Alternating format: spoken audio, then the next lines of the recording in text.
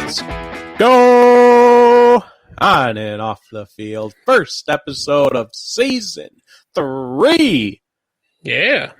Super exciting. I don't know. It's not really that big a deal, I guess. I don't know. We just like change seasons. I don't know. That's a thing with podcasting for some reason. Like it's a big deal when you're like starting a new season. We had 60 episodes in season 2. Yeah. And I know you asked me, when's the next season start? I don't know. So I thought, football's starting up now. Training camps are kind of kicking off here, and the next season's rolling around. So I guess let's start season 3 with the NFL season. Sure, why not? So we're promoting this as the start of season 3. We're super excited. Strikeout beer in the house, like always. Nice. It's an RTF kind of night. Cheers. You guys are bringing the energy, always bringing that energy 24/7. Well, actually only 2 and 2, not 24/7. 2 days a week for 1 hour. Yeah, so Strikeout beer. See, they don't worry about seasons. Every season is beer season. It's true. I don't know. I just felt like it was kind of a big, I always see people doing that. So I thought we might as well start season 3. Why not? So, if you haven't already, I've seen a couple people do it already just based off the notifications on my phone. Share the stream. Just share it. It's so easy. You click a button. So easy. You can subscribe to it. You can follow it. You can like it. And it can tell you where to do all of that stuff. Absolutely. Well, make sure to follow On and Off the Field on Instagram, Facebook, and Twitter. And subscribe to our YouTube channel, which we are currently live on, for uncut episodes, our live shows, and other great content. Make sure to rate and review the show on iTunes so we know how we are doing and what you like or dislike about the show, because it's all about you, the fans, the listeners. Let us know. And you can find all these links on onandoffthefield.com, along with our fundraising efforts, and to learn more about myself, Dylan, and the show. And while you're on your mobile device or the interwebs on your home computer, head on over to rtfsportsnetwork.com, where you can catch On and Off the Field on Monday, Wednesday, and Friday from 11 a.m. to 12 p.m. Eastern Standard Time. And last but not least, once you're on the RTF Sports Network website, head on over to all the blogs that we have. Our great writers have written. There's some great content on there, so get reading. And just so you know, the Celtics are down 24-18 to the Heat right now. I don't want to hear that, Dylan. That's not good. That's just a little piece just for you, just so you can enjoy that. Maybe I need to go get my Celtics shirt. I should have wore that tonight. Oh, it's too late now. Is that green or gray? It's is it a gray This shirt? color I'm wearing right now? Yeah. It's like a bluish gray. Oh, okay. It's hard to tell. Kind of looked green at first, but I guess not. Yeah. The charities we're currently working on is Feeding America and the Boys and Girls Club of America. Our fantasy football league, which we're steadily sitting at 9 people, 9 groups, I guess, because we have a couple of podcasts that are all chipping in there. $20 buy-in or whatever you want, $20 minimum. That all goes towards charity if you want to jump in on that. That's really it. We don't have a draft date yet. It'll probably be end of August, maybe push the beginning of September. We'll figure it out. We're not sure yet. We're not planners. We just kind of go with the flow. Very, very unprofessional. That's how we roll. Oh. All right. So I believe that is all we have to do for warming up. I think I hit on everything. So we're going to get the show officially started, and we're going to be starting the show a little bit different because, as you all know, we are in the middle of the MAPS Media Next Best Podcast competition, which we won last week. Yeah. We won the voting. We were the fan favorite.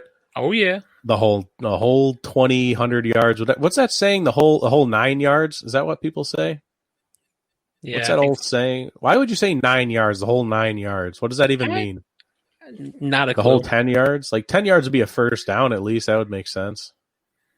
I don't know. I don't know why I just said that. That just came to my head. Who knows? I don't know why you said that. Okay. The whole 9 yards. So we're going to try and do a sweep here in week 2 as well. So this segment coming up is brought to you by the Maps Media Next Best Podcast Competition. This is an elimination competition that will crown the audience's favorite podcast. So make sure you're following us on our social media platforms so you can vote. We'll always post the link whenever the link is made available to me.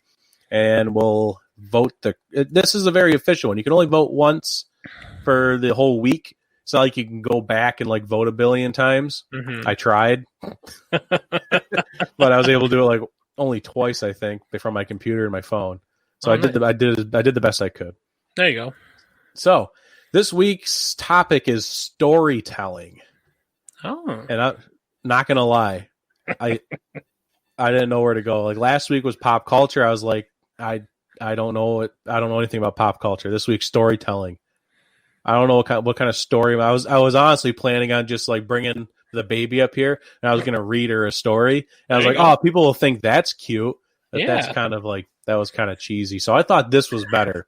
So real quick, Fred and I, we're going to tell you the story of like how we got started with sports and then sports podcasting and like how on and off the field came together. But we have a special guest coming on here in a moment where he's going to tell his story and kind of, I'll let him tell his story how he wants to tell his story. But we're really excited to have him on. But just real quick, actually, let me get this over. And our guest is Matthew Benz from Twist Sports Talk. What's up, Matt? What is up, boys? I'm here, man. I'm the storyteller, the main event. Really, I'm the opener for you guys, but it'll be all right. It's the best opener we could possibly hope for. Oh, yeah. Like we were just saying, I didn't know where to go with storytelling. Oh, like definitely. These categories are tough. It's so unique. So I'm just glad you're here to help bail us out on this. Yeah. So explain to me this competition a little bit, boys. What is that all about? Oh, I'd love to give you the details on this. So this is Maps Media. I don't know what MAPS stands for, but it's Maps Media, put on by Lise Winnie. I've known her from Millennials Anonymous podcast. She has a great show over there. So she's putting this on. We just kind of jumped in on it. I saw her post something. I was like, we want to participate. She's like, okay. So here we are. And she gives us a topic every week. We do this little segment here. And then we tell her, this is the portion of the show you want to listen to. And This is what people vote off of. Awesome. Well, let's get you another W then. So basically what you want me to talk about is a little bit about how I got into Twist, the Week in Sports Talk, but how I kind of got into doing the podcast in the first place. Is that right? Yeah, man. You tell your story, and I'll even give you the screen. Ooh, the big screen. Here we go. All right, guys. So once again, my name is Matt Benz. I am a co-host for Twist, the Week in Sports Talk, which is affiliated with RTF Sports Network. I also am the host of Benzy's Bit as well, which is on RTF Sports Network as well. So a little bit about myself. I am from about 20 minutes south of Minneapolis, repping the Twins here today. I grew up in what's called Shakopee, Minnesota. Beautiful town. I participated in 3 sports growing up: football, hockey, and baseball. And, that's kind of where I got into sports. In Minnesota, it's a heartbreaking community of sports fans. Whether it's – I got lucky. I was born in 90, so I was born right when the Twins were kind of good, and then it tailed off from there. Vikings, heartbreak after heartbreak after heartbreak. But growing up and seeing how sports – can bring a family together, bring a community together, and things like that.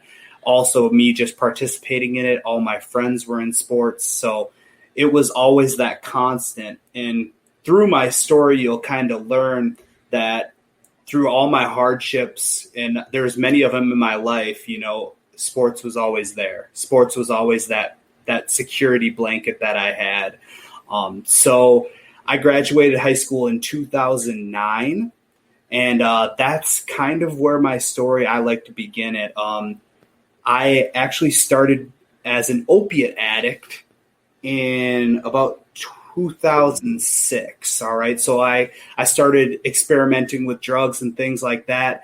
And I eventually became addicted to opiates. And from there, it went on from Oxycontin to heroin. And I was in and out of rehab. I've been to 22 inpatient treatments.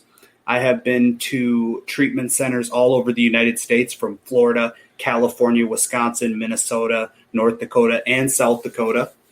I have been homeless in California, Florida, Minnesota, not Wisconsin, North Dakota, though, for sure. And, just the ongoing struggle of being an addict in today's society is just how it goes. I was very hopeless at many times, in and out of jail. I went to prison for 18 months for credit card fraud. Just crazy things that happened throughout my life where I never thought that I would have the life today. And actually, August 9th is my sobriety date. And this August 9th, I will be coming up on 4 years sober. So in that 4 years, in that time frame, I actually obviously went to rehab, went to sober housing, got my current fiance back in my life after burning that bridge. We actually got back together, obviously, and now we're engaged. We're getting married in September. That's through this recovery process. I actually met Green Bay Greg Bauman, and I met Mike Reeves. And Mike Reeves is actually my best man, and Green Bay Greg is a groomsman. So basically how Twist, the Week in Sports Talk, came about was we would be sitting around either before recovery meetings or just around a group of people, and we'd be bullshitting, right? We'd be talking about sports. We'd be talking about Greg's horrible allegiances to the Green Bay Packers and how sorry of a fan we are because we rock for the Vikings. And all of these people would congregate around us, and they'd be laughing, and they'd be interested in what we have to say about sports. That Midwest take on current events in sports, whether it's golf, which I know really nothing about, but I still act like I do because my opinions are facts. But it just rang true. And these guys were all like, oh, you guys should do a show. Oh, you should do, a radio recording. And, then we got on the case of podcasts. Mike Reeves has actually done podcasts in the past. It's something that we all thought about, and we just hit the ground running, man. We invested in a microphone for all three of us. We invested in a garbage Logitech webcam to put on his desktop computer at his work, and we just ran it from there. And since then, we're going on, God, I can't even remember. I think it's high 20s episodes right now, and we have a pretty good following. Over 1,000 people like our page. We get on average about anywhere from 2,000 to 4,000 views a show, and it's a hobby for us, but it's a hobby that keeps us busy and keeps us grateful. Because there's so many things in life going on in the world right now that people tend to really sway and focus on the problems, where we get the privilege of focusing on the solutions. And my best friends are my co-hosts, and they're also my groomsmen. So that's just a little bit about me and my stories. And you guys got any questions on that? Wow. It's an amazing story. Fred, I'll let you go first, man, if you got any questions or just comments. I just think it's just great about. This is just a quick commercial break that we need for the RTF Sports Network. We're heading back on off the field right now. Thank you for tuning in. The upward progress you made. Congratulations on coming up on, say, 4 years, August 9th. So, that's great to hear. And I mean, I know some people that it can be an issue. It's an issue, and it's great to always have the right support staff, the right support team with you. And I mean, it's just great that the three of you guys can do Twist and just have fun doing it. And it's a hobby, and it just, like you said, it lets you guys stay busy, and I think it's great. Yeah, it is awesome. I like I said, I mean, I was actually in county jail with Mike Reeves probably back in like 2010, and we didn't even really know each other. All I knew is I call him Struts, and I called him Struts because he'd go to the showers and because he worked in the kitchen, and he would walk back on the top row of this jail with only his towel on, and he'd strut back to his cell, and we'd hoot and holler at him. And soon enough, like literally 4 years, about 2.5 years ago, he walks up to me at a meeting, and I just go, "Dude, I know you." And he's like, "Yeah, sure enough, we hit it off from there, man." So, yeah, they're my brothers. It's crazy. And it's crazy a bond. You know, you might think that you have your friends before you start a podcast, but once you share those hours together, you know, creating something bigger than ourselves, that's when you really build a bond. And I can see it in your guys' show. I can just see it because it might not be much to most people, but just to take an hour here and there, that's dedication, man. That's being productive. So it's crucial. Yeah, and the time typing up notes and coming up with topics, and it's more than just the hour that comes across the screen for people. That's for sure. And it's just 4 years is amazing, and congrats on getting married next month. That's super exciting. Definitely. So, before we move on to our next topic here, I mean, what if you had to pick, or at least just one moral of the story? If you had to highlight something that you would like people to walk away with, what would it be?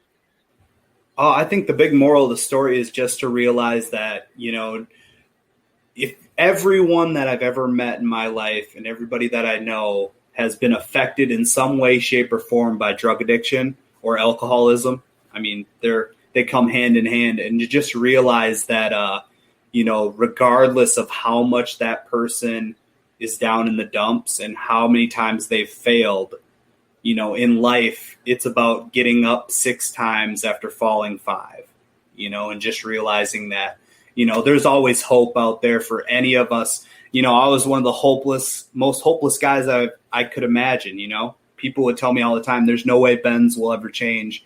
And you can change, man. You just got to build a life, and there's a life out there for anybody. So I appreciate it, guys. Thank you. Oh, that's outstanding, man. Yeah, appreciate it. And we really appreciate you taking time out of your day to do this.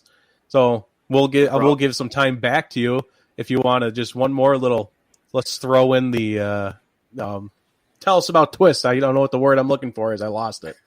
There you go. I'll throw a little bit in there for Twist. So once again, it is Twist, the Week in Sports Talk. That's what it means. You can go to our .com, which is twistsportstalk.com. Make sure to check us out on Twitter. Check me out on Twitter at TwistBenz. I'll give you fantasy football updates, things like that. Just get with it. Like us on Facebook. I mean, it's just where it's at. Just like this show, you know, we put in the work, and we have a lot of fun doing it. So thanks again, boys. Outstanding, man. Well, thank you again. Thank you. And we'll be talking again soon. Sounds good. All righty. And that wraps up our next best podcast competition portion of this episode, which that was awesome. That was awesome. I mean, I love Matt. I love Twist. I love all the Twist guys. And I just learned that apparently Twist stands for the Week in Sports Talk. I did not know that previously. So, you know, that's good to know moving forward. Yeah. There you go. All right. So we have, there you go. He just typed it for us. Twist Sports Talk. There's your website. Go check them out. Like them on Facebook. Like them everywhere. Plus Benzi's Bit. It's a good show he does just himself there. Lots of great stuff. And on the RTF Sports Network. So let us move forward. And we were supposed to do our transition for this week, but man, babies ruin a lot of things. But they're cute, but they ruin things. So you're gonna have to stick with whatever we got with the other sport. We have a good idea for a transition. We just have to go do it. Yeah, it just takes so much time to do things. God, why can't there be more hours in the day? So since we we're about 20 minutes technically into the show. Mm-hmm. We're going to run. The other sports is basically just, sports are back. Yeah. A lot of it's being affected by the coronavirus, COVID-19, whatever we want to call it these days. But sports are still happening around it. And first and foremost is, we'll stick with America for now, is the NBA. The Lakers got done locking up the number 1 seed in the West, which was pretty much expected. I mean, I think everyone knew that was going to happen. They didn't need a lot to clinch that seed. But I mean, the first real question here, I'm confused. How much NBA basketball have you been watching? Not every game, but I watch occasionally here and there. If it's on, I'm probably turning it on and sitting down and watching it a little bit just to see sports for the most part. I mean, I try to catch the Celtics games when they're on, but for the most part, I'm like, it's just sports, and I'm like, all right, this is good. And I've turned it on, and I've actually enjoyed the Orlando scene. I think it looks cool. Oh yeah, definitely. I like what they did to make it at least visually appealing. But my big question starts with the Pelicans. So starting last night, I don't know where they are right now, but last night they were 2.5 games behind the number 9 seed. And what really put them there was Zion. They're playing him on limited minutes. So in the first game, it was a close game against, I don't remember who they're playing. And Zion already played his 15 minutes. And there was a close game in the final minutes there of the fourth quarter. And Zion wasn't allowed to come in. And then game 2 comes rolling around, and it was a blowout to the Rockets. That was an exception. And then they play against the Grizzlies, and it's a close game in the fourth quarter. But this time, Zion played down the stretch. He played pretty well. I tweeted out that there was a couple of defensive switches that confused him, and I think he had about 9 points dropped on him in 5 minutes that I watched. It wasn't pretty. Yeah. But they let him play down the stretch, and he got hot as he continued to play, and the Pelicans end up winning. So, what are they doing? Why the change of heart? What are they doing with Zion? Where it's just we're not going to play him game 1, game 2, blowout, game 3, play as much as you want. What changed? I don't know if you. Well, I know they've been limiting. It's a lot of load management with his injury coming back and just not overdoing it so you get the longevity out of the player. But maybe he's playing a lot better. There's probably communication between the training staff and the coaches, and hey, Zion can play a little bit more next game, and then it comes close, and he's getting close to his max load minutes, and they're just gonna let him play. He feels fine. There's got to be that communication there, I'm assuming. So that's probably what's happening. I mean, obviously they're trying to get into the playoffs, and at some point they gotta be all right, Zion, you gotta just stay in there and try to win the game for us. But it's definitely interesting that they were so strict on his minutes the last 4 or 5 days, and now they've kind of just gotten extremely loose with how they manage it, and then just say, here, go play and try to win us the ball game. Right. Yeah, it was that change of heart. After they watched their first 2 games, they realized there's only so many games to get us into the playoffs. They're just allowing them to play now. Right. I don't know what might change next game. If they have a big lead, will he sit? Probably, I would assume. But right. Just to update on your Celtics, they're down 45-36 now. There's 7:10 left in the second quarter. There's your Celtics update just for Durf. The Knicks aren't there, so I don't have to worry about it. Yeah. But one team that is doing very well is the Suns. They are now 3-0 as they've been in Orlando. And Devin Booker hit the game-winning 3 over the Clippers earlier this evening. So nice. 3-0 Suns. I don't know how far back they are from the 9th seed. Yeah, I feel like they're like the furthest out. I felt like they probably are, but just the fact that they're on a hot streak right now is the craziness that this restart is bringing, and I love it. Yeah, that's the part that's the part that I think you put in here is so many of these games. How many overtime games have we had? There was another overtime game earlier today. There's been at least 4 or 5 overtime games, if not more, and these are close, high-scoring games. I mean, Devin Booker hit a game-winning 3. Yeah. They're all close. Anything can happen. I mean, these are very exciting games. Oh, yeah, definitely. And they're all triple-digit scoring for each team, too. It's not like in the middle of the season where you get like these 92, 85 games or 99, 95. Like, there's so much more offense in these games now. I mean, it seems like they're playing defense, but it just feels like because there's no fans there, the athletes are able to focus a lot more, and maybe they're not playing as strong of a defense because they don't want to touch each other, like get super physical with people. Yeah. But don't sweat on me. Get out of here. But Try and drive to the basket. Yeah, go for it. It has seemed like that a little bit from what I watched. Like it seemed like they're not a lot of the formations they run or the techniques that they run in basketball. Like it seems like they're much more spaced out, and I don't know if it's just because I'm noticing it now or if it's because they're in the bubble and because of COVID. But it's so much offense, and I think it's great. I mean, I would like a little bit more defense, but I like it. Yeah, I've noticed a lack of defense. I don't know if that's because of COVID stuff or maybe they just haven't been able to practice, and these defenses are just maybe they're just a little lackluster these days. Because, like I said, my tweet was directly towards Zion, and I watched him for about maybe 5 minutes in last night's game.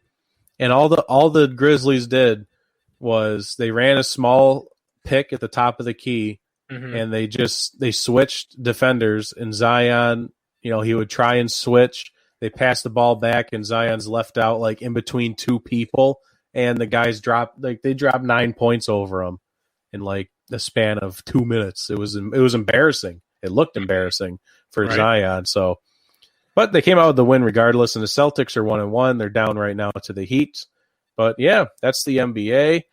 All right, and then one last sport. XFL. Yeah, baby. It's back.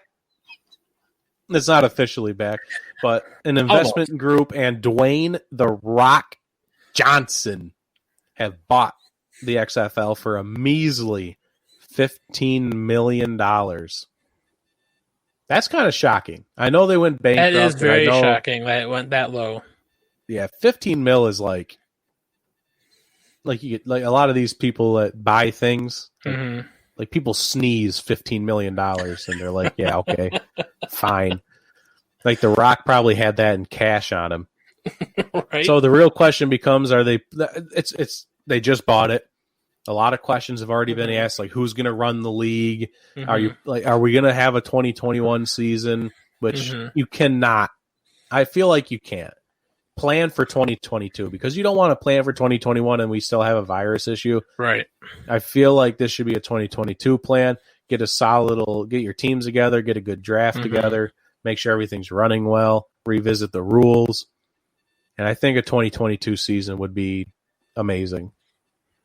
Yeah, I completely agree. They should aim for 2022, not only just because of the concern with the pandemic and beginning of 2021, kind of rebooting its presence in the countries or in the world actually, but just the fact that college football is kind of on the line here.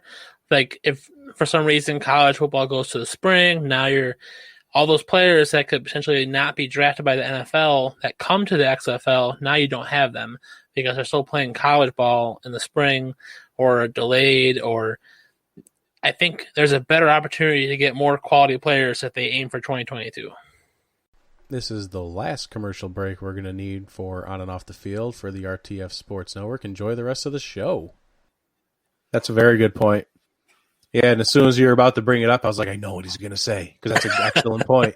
That's very good. Yeah, because you don't know what kind of sports are going to be pushed on till later. Because not only with the players, I mean, even if you have players by 2021, I mean, they could interfere with other sports. They could interview ratings. And as we know, in the first season of the XFL, it's very important. You cannot have your ratings affected by anything. Right. So they have to make sure that there's only spring football going on. Who knows? I know the NFL has had plans for pushing a season till later in the year if craziness happens. You never know. So the XFL is back. It's alive. It's bought. Hopefully it becomes a successful product someday. All right, we're going to move on to NFL news. Yeah. It's not too much going on in the NFL. Training camps are starting up, as we said earlier. Players getting put on their COVID-19 lists, which Gardner Minshew, the jockstrap king, was put on the COVID-19 reserve list for about 2 days. Then he was taken off, and he tweeted out, I never tested positive, or I never contracted the virus. It took one look at me, and it ran away. The jockstrap king, everybody. Oh, yeah. See, I've been saying, like, Chuck Norris jokes are dead. They're Gardner Minshew jokes now. There you go. Gardner Minshew contracted COVID-19. The virus had to quarantine for 14 days.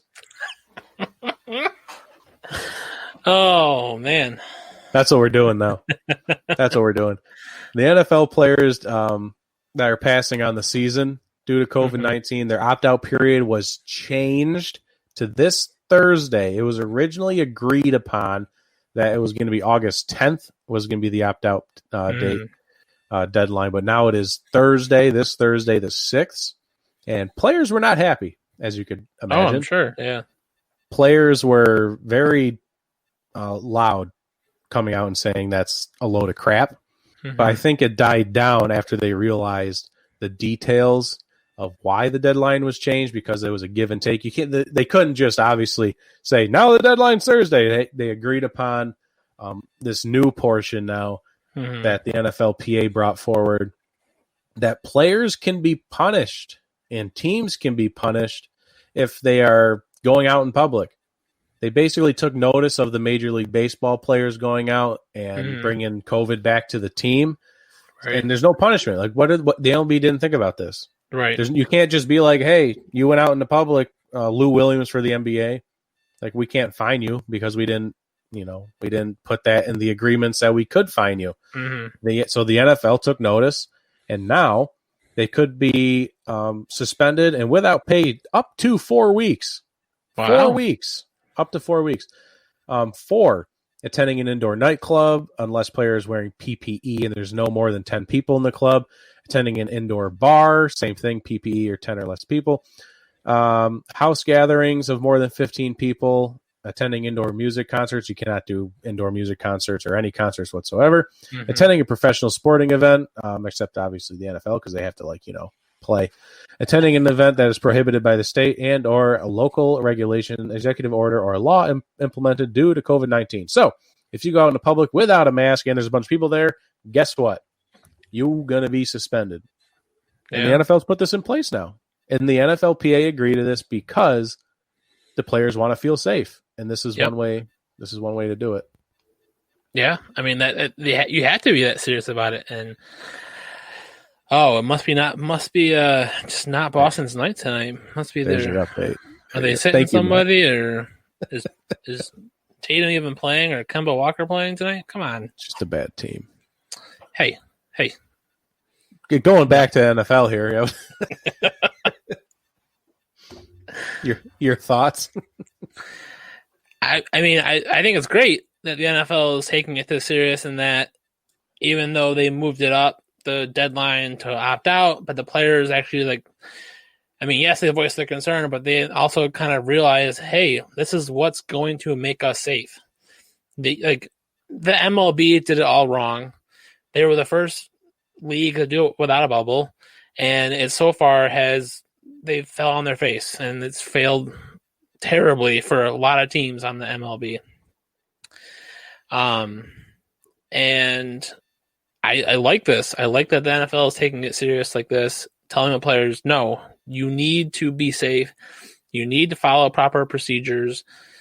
And if you don't, then there's going to be penalties, whether like you're going to be suspended, fined. There's a penalty. Like there's a repercussion for their actions if they're not following correct guidelines. And I love it. Yeah. And the MLB did everything wrong because you had no bubble and there was no guidelines, no punishment for the players to do whatever they want. And then the NBA at least had a bubble, but they didn't have really anything in place to punish people that go out in the public. So the NFL is taking notice of all this. They can't do a bubble. We've all accepted that a bubble is probably not possible. So we have to make the players accountable. And the Celtics are playing all their starters, just so you know. It's just a bad night. It happens. They're just tired. They're tired. It's okay. It's okay. It's been rough. They're just hanging out in Orlando. I think they're still third in the East, so I mean they just got to get to the end of this quote unquote regular season. So yeah, they're fine. They're fine. They're not playing that hard. They're just waiting for the playoffs. Yeah, when the Bucks come back to the playoffs, they'll try harder. So Doug Peterson, the first head coach to test positive, he will still be coaching virtually. But he's the first head coach to have to be sent home because of the virus. It's a milestone. It is. You at least gotta take notice of it, saying, hey, this can affect anyone. If this happened in the middle of the season, your head coach is out, who's your backup coach? I mean, obviously every team has a backup coach, but that's something that's got to be in place for that happens in the middle of a season. And we already mentioned Minshew, but Matthew Stafford has also been placed on the COVID reserve list. He's still on the list. So actually, I don't know if he can't. Oh, he's not? They took him off? It was this afternoon they announced they took him off. The team released a statement saying that it was a false positive. A false positive. So it came back positive. Obviously, any kind of positive testing, they're going to put him on the list. But then they would test him again, and then it must have been negative for 2 or 3 days in a row. And so now he's back off the list. All right. So they're off the list at least. They're healthy. Yeah. That's good to know. But, it's just it could happen to any team, middle of the season. It's stuff you just got to look out for. So I thought those were some fun facts. My other fun fact here is OBJ, Odell Beckham Jr. He just always has to have something to say. He did a lot of complaining where the only reason we're having a season is so the billionaires can make their money. He said they think they own us still. They think we're like a piece of property to them. Like we'll just do whatever they want for them so they can make their money. But if you're really this offended, then don't play. Opt out. Right. But guess what? He's not opting out. He's playing. Shut up. Yep. Like he has the option until Thursday, and if he doesn't opt out, then you just gotta shut up and put up.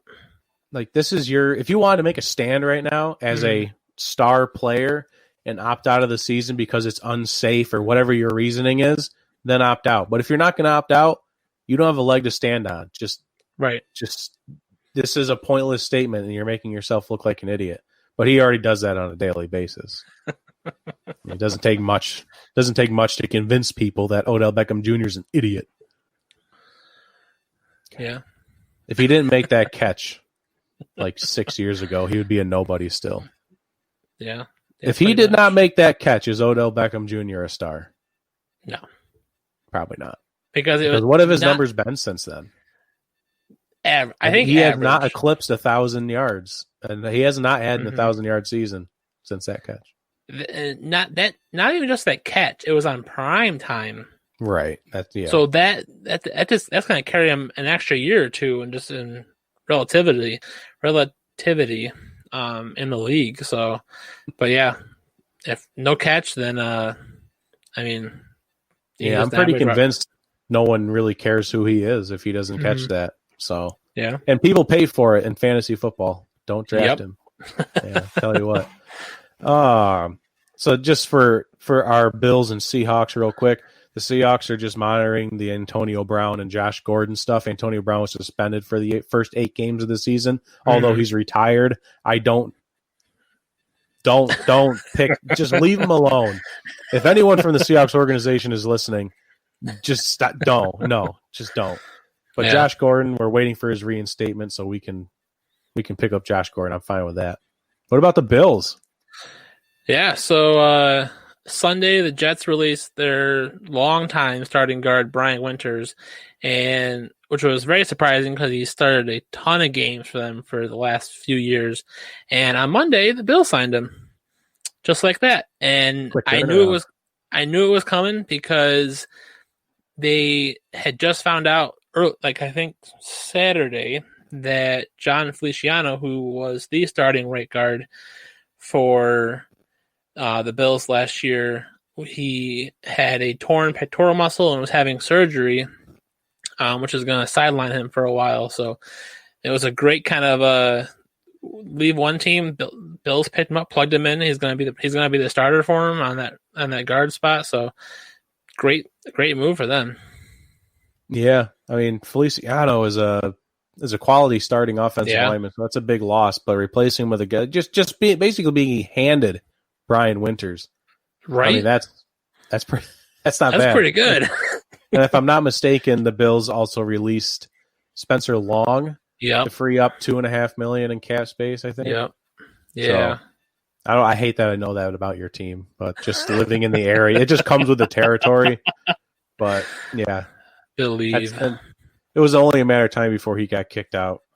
Right. Yeah. But that's fine. That's really it, though. That's all of our NFL news. And we're going to be moving into our main segment here for the finale of our first episode of season 3 of On and Out the Field. We're wrapping up our position breakdown for fantasy football. And we kind of bundled in kickers and defenses because you can talk about defenses for a whole episode or for a whole segment. Right. But you can't for kickers. You just can't. It's tough. So we're actually going to start with kickers just to get it out of the way. All right. I mean, I'll run through my top 10 real quick if you want. From what I can tell, they're pretty similar. Yeah, I think they're similar. A couple maybe switched around, but yeah, I see who you have at number 9, and I don't like that at all. But I guess we'll get there. We'll get there when we get there.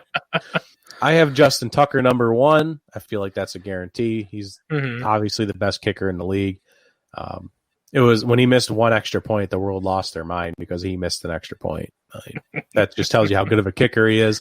Right. Harrison Butker for the Kansas City Chiefs. He's pretty accurate. He's a good kicker, but just scoring opportunities alone produce a lot of points for him with the Chiefs. Will Lutz, New Orleans, same kind of thing, high-powered offense. He's a very accurate kicker, but high-powered offense, a lot of scoring opportunities. Matt Gay from Tampa Bay. I have him a little bit higher than some others on most people's boards just because of, again, potential of a high-powered offense, more scoring opportunities for Matt Gay. Greg Zuerlein with Dallas. He kind of lost his edge with the Rams a little bit, but I feel like he can get a revitalization here. He's going to be playing in a dome in Dallas.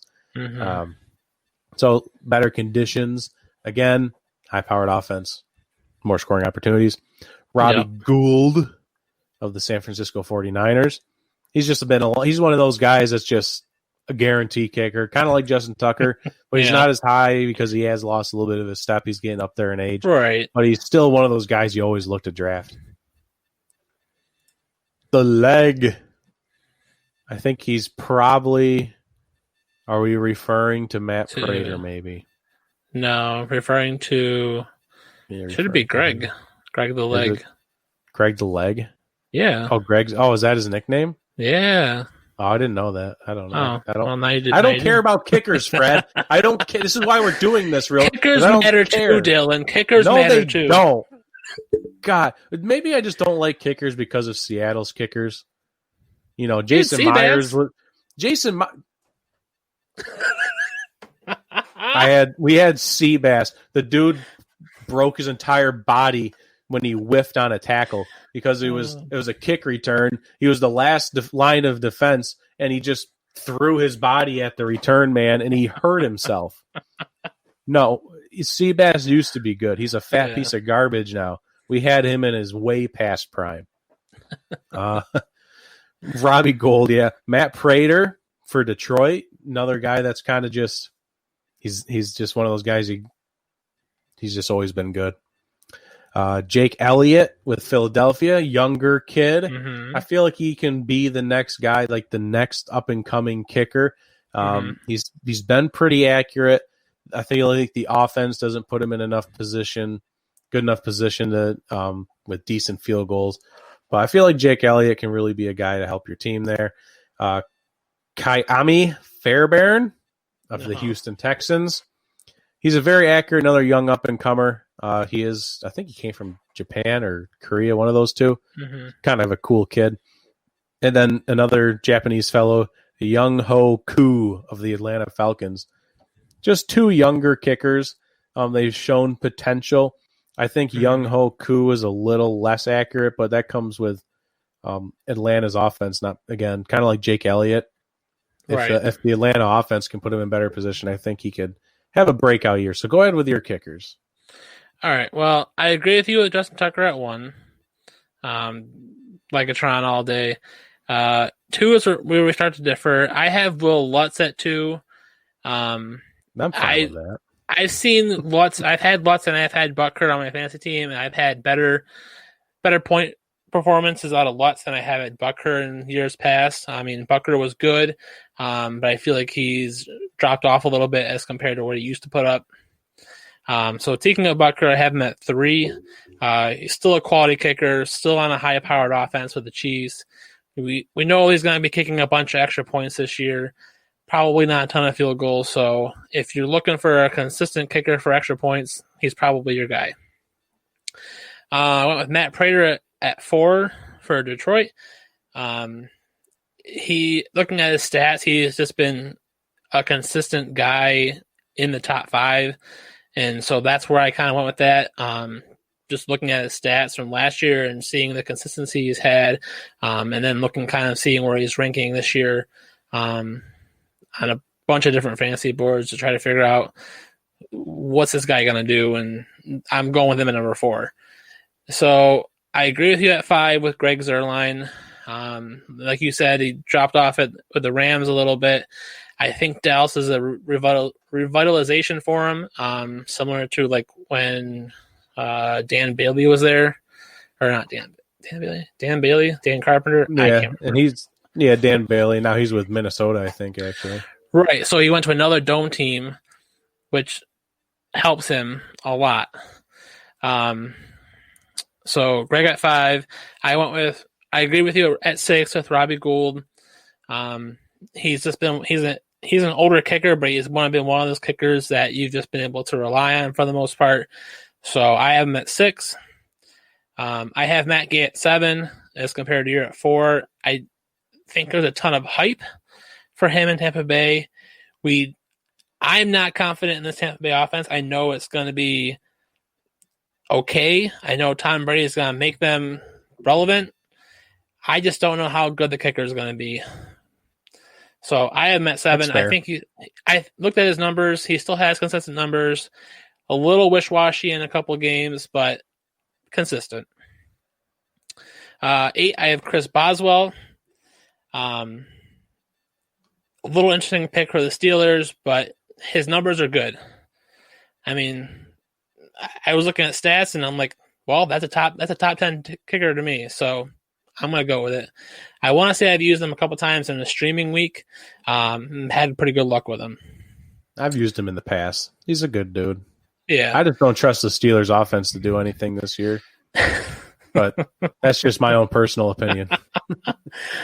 So number 9, which I think you were talking about earlier, I have Zane Gonzalez for the Cardinals. I think it's similar to a Matt Gay situation. His numbers are pretty decent. I think distances might be a little bit of a weak spot for him, but a high-powered Cardinals offense now. Kyler Murray, second year. D. Hopkins is there. Kenyon Drake is running the ball for him. I don't see the long-distance field goals being as much of a necessity now that they have a better offense. So that's why I went him at 9 with the numbers. And then 10, I have Jake Elliott, young kicker. He did a lot of really good things last year with the Eagles, and I'm just I'm going to see he's going to continue that. Alrighty. So the only one I don't really like there is Zane Gonzalez, but that's just I don't really like Zane. But that's a good point with the Cardinals' offense being revitalized there. I will listen to that argument. That's all right. I like that. So moving on to defenses, from what I can tell, some of it is similar. But let's get into it here. Both of our number ones is actually the Steelers, which the Steelers defense is spooky. Minkah Fitzpatrick came over there and just changed everything in that secondary. So young too. That's the big thing. Very young. Yeah, Minkah is going into his 4th year, I think. Yeah. And then Bud Dupree, great young linebacker, just signed his franchise tag. The whole defense is just spooky. So, I mean, they'd be the first team I'd be looking at. I have the Buffalo Bills at number 2, actually. All right. I have it's like 2A and 2B. Right. I put the Bills where they are strictly because their number 1 corner is better than my number 3 team's number 1 corner, which is the 49ers. I'll take Trey White over Richard Sherman any day. And then across the way, they have Witherspoon, who after his injury, maybe he changes it in the offseason. He comes back and he's a better number 2. But Witherspoon was a terrible corner down the stretch last season. I actually have the Chargers at number 4. Their defense is stacked to the brim. Stacked to the brim this season. I wanted to put them higher, but they haven't played yet. So I have to at least make sure, they kind of do well. But this is a secondary that could rival like the Legion of Boom. As long as they have a pass rush and it stays up to par than what they've already had, the secondary will eat. Oh, definitely. It's a scary secondary. And I am so mad that their young safety got hurt because he's a guy who I wanted the Seahawks to draft. And I'm blanking on a name right now. But the safety, Derwin James? Derwin James. From Florida State. I wanted the Seahawks to draft him so bad, but the Chargers took him like 2 picks before the Hawks last season or 2 years ago in the draft. Yeah. I have the Ravens at number 5. Okay. It's still a good team. They got Patrick Queen at the linebacker spot, which is what they were kind of lacking in. And Patrick Queen is a beast. So the Ravens were already, I think, a top 5 defense last year. I expect them to continue to be that. Yeah. I have the Saints at number 6. They just have a lot of good big names. The secondary is a question mark, but the front 7 is stacked with players. But we always see those games like with the 49ers. I mean, they get past. That secondary sucks. Yeah, but they get a lot of sacks. The Vikings at number 7, that could drop this year after they've had some trouble getting Everson Griffin back, and I think they've had a couple of the corners drop off for COVID. Yeah, they've opted out of the season, so that could be an interesting spot this season. That's another thing with fantasy you got to keep an eye on is who's opting out of the season. Like Damian Williams, the running back for the Kansas City Chiefs. Right. Now you got to look at the rookie running back there. So it's something to always keep an eye. I had the Bears at number 8. I don't know. I don't know why I have the Bears at number 8.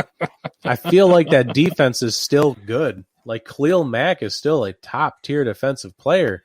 It's just the offense. The Bears are on the field for most of the game because the offense can't stay on the field. So that's where they struggle a lot. But they still have Eddie Jackson over there, if I'm not mistaken.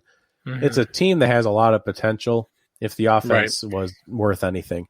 I have the Chiefs at number 9. A lot of people digged on their defense. I'd say they're just barely outside of the top 10 with talent, but their turnovers that they can produce. Tyrann Mathieu is a great turnover machine there if he stays healthy. I think that's where you can get your points from, but I think they kind of make up for it with their lackluster pass rush, which is an issue. Right. Yep. And then I have the Patriots at number 10. I really didn't even want to put the Patriots in here at all because of all the players that they've lost this offseason, but they at least deserve to be in there after being the top defense last season. Yeah. Definitely. So, I mean, I agree with you at number 1 with the Steelers. I think it's a no-brainer, young talent there. I actually have the 49ers at 2 based on based on stats, I mean, like you said, it's 2A, 2B. They're just a great young defense, getting better, which is very similar to my number 3 pick with the Bills. I went with 3 for the Bills, and that was probably my ceiling at the moment for them, mostly because they're fantasy-wise, they did not do super great last year. I want to say they were 13th in fantasy last year. So, like, real life defense, they're really good, but when it comes to fantasy, it's a little bit of a struggle. I think they get better this year and make that third ranking this year, at least. So, I went with 4 for the Ravens. You know, it's a young team. They're getting a lot better. They have a good defense. They've been a top 10 defense for I can't tell you how long. It's been insane. So I had them at 4. I went with the Saints at 5. Similar to kind of like what you said, like they get sacks. The secondary's not great, but they've added some weapons this offseason. We'll see how it plays out, but they get sacks and they got pressure on the quarterbacks. 7 with the Vikings. I agree with you here. And it'll be interesting to see what happens with the Vikings defense as the season gets closer and season starts. Especially with some players opting out and players not on the team yet. Number 8, I went with the Chiefs. A little higher than what you had them at 9, but they are an opportunistic defense almost. Like they're a defense that you would pick up. I wouldn't ride them the whole season. I would pick them up if like half my defense got COVID and I needed a defense to pick up. Yeah. But they're still a worthy defense to pick up. I wouldn't use them on a regular basis, but some people will. Number 9, I went with the Patriots, and they could be 10, they could be 25th. They've lost so many players due to COVID. It's really a guessing game as to how they're going to do. And if you think about the Patriots, it's a lot of next man up. Like they just perform, and they're going to have these third stringers come in off the practice squad and just do just as well as a starter because it's the Patriots system. And so I have them at least at 9. We'll see if they fall out of the top 10 this year for fantasy. And then last but not least, I have the Bears at 10. I have seen some rankings where the Bears are at 4. No. And I was like, that's wrong. Bizarre. Like, that's just not right. Like, I get the whole, like, Khalil Mack being there. Roquan Smith is coming back from injury. Eddie Jackson is there. Like, there's potential, but the Bears defense plays way too long on the field on game day because the offense can't support them. And that's why I just don't think the potential lives up to its hype, and that's why I have them at 10. And I think that's, yeah, exactly. I've seen those same things where the Bears are ranked like really high. For me, I'm shocked they make my top 10, but they have the talent, at least potential to be top 10. That's why they have to be there. But to have them like a guarantee, like you have to draft them, they're top 5. Just because the talent's there doesn't make them a top 5. But that's our fantasy kickers and defenses. No sleepers, booms, or busts for kickers and defenses. They don't deserve it. That's not that exciting. So that will conclude our show. It was a lot of fun. We appreciate Ben's coming on from Twist. Definitely. It was a great appearance by him. And also make sure you are following us on social media so you can be aware when that link drops to vote for us coming up in this week. Yeah. Just vote. We don't want to be eliminated this early. We at least got to make it a little longer. We got to be at least a semi-finalist at the very least. We got to show up, represent. So we need our fans to do that. And we don't have a tagline to end with because we agreed, I think, that we were at least going to come up with a new tagline to finish out for season 3. So we don't have anything. Nothing. Maybe Bye. Go Hawks.